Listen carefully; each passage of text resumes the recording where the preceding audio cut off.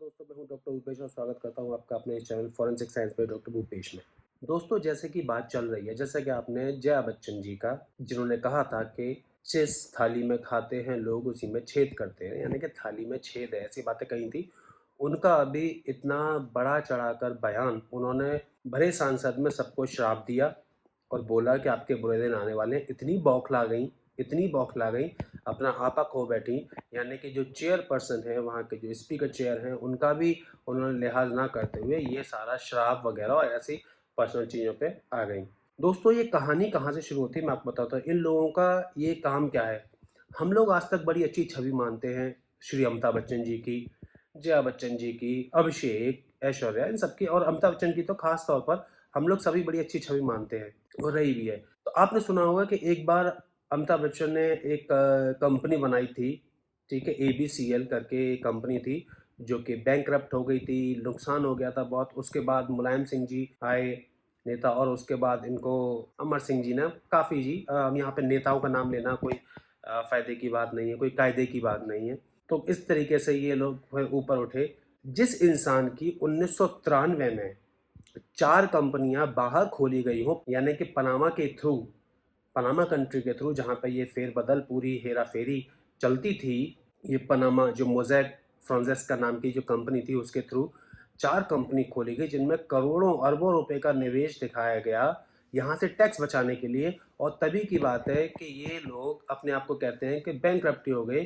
या फिर ये कहते हैं कि हमारे पास कुछ भी नहीं है, यानी कि ये भी टैक्स बचाया जाए, यहाँ से भी बचाया जाए, वहाँ से भी बचाया जाए, बैंक लोन नहीं दिया जाए, और इतना ज़्यादा अपने आप को मजबूर दिखा दो कि कभी कोई शक कर ही ना पाए। तो भला हो उस इंसान का, उस हैकर का, जिसने ये पनामा पेपर्स को हैक किया, पनामा इंडस्ट्री के जो सारे कागजात थे, यानी कि सारे सॉफ्टवेयर सिस्टम को हैक किया, सारे पेपर्स लीक आउट हुए। और भला हो उन सारे 400 तकरीबन जो जर्नलिस्ट थे, जो इन्वेस्टिगेटिव जर्नलिस्ट थे इतने देशों के, उन्होंने ये पता लगाया कि वाकई में इसमें तो बहुत सारा लोचा है। अब जब एक एक करके सारी बातें खुलती चली जा रही हैं, तो ये बौखलाहट किस लिए? क्योंकि ज़िंदगी भर कमाई हुई जो इज्जत है, देखिए, अगर ज़िंदगी भर आपने मेहनत से इज्जत कमाई है, अपनी मेहनत की है और सब कुछ अच्छा काम किया, तो कोई भी आपसे वो इज्जत नहीं छीन सकता। ना ही पनामा पेपर्स, ना ही कुछ और।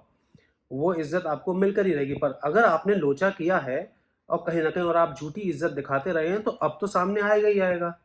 तो इसमें कोई डरने की बात नहीं है। डरने की बात तब है, बौखलाने की बात तब है, जब आपने कोई काम ऐसा किया था कि आपको अब उस पर शर्म आने लगी है या आ रही है। नंबर एक, अगर आप बिल्कुल सही हैं, जो भी बच्चन परिवार या कोई भी बिल्कुल सही है, तो उनको डरने की, घबराने की बात नहीं। ईडी अगर पूछताछ के लिए बुला रही है, तो पूछताछ के बाद इन्वेस्टिगेशन में ये सब क्लियर हो जाएगा कि कुछ था या नहीं था। तो इसमें घबराने की कोई बात नहीं है। पर क्योंकि घबराने की बात इसलिए है क्योंकि सब कुछ लोचा है। यहाँ पर श्री श्री अमिताभ बच्चन जी ने एक ट्वीट किया कि भरोसा टूटना बड़ा बुरा लगता है। आप भी इस ट्वीट को जाकर देखेंगे तो आपको पता चलेगा। तो किसका भरोसा टूटा, किसने भरोसा तोड़ा? क्या प्राइम मिनिस्टर साहब ने इनका भरोसा तोड़ा, या इनका भरोसा उन्होंने तोड़ा जिन्होंने पनामा पेपर्स लीक किए, या पनामा कंपनी ने, यानी कि पनामा में जो कंपनी है मोज़ैक, उन्होंने इनका भरोसा तोड़ा?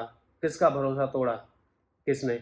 अब अगर भरोसा टूटा है और आप, इनको लगा है कि इनका तो बहुत सारा पैसा जो ब्लैक मनी था वो वाइट हो गया और इस तरीके से हुआ फिर सारी मेहनत पे, तो अब इनको भरोसा टूटना ऐसा लग रहा है कि जैसे इज्जत जो कमाई थी वो जा रही है। पर अभी भी अगर उन्होंने कुछ नहीं किया है तो वो शांत बैठे।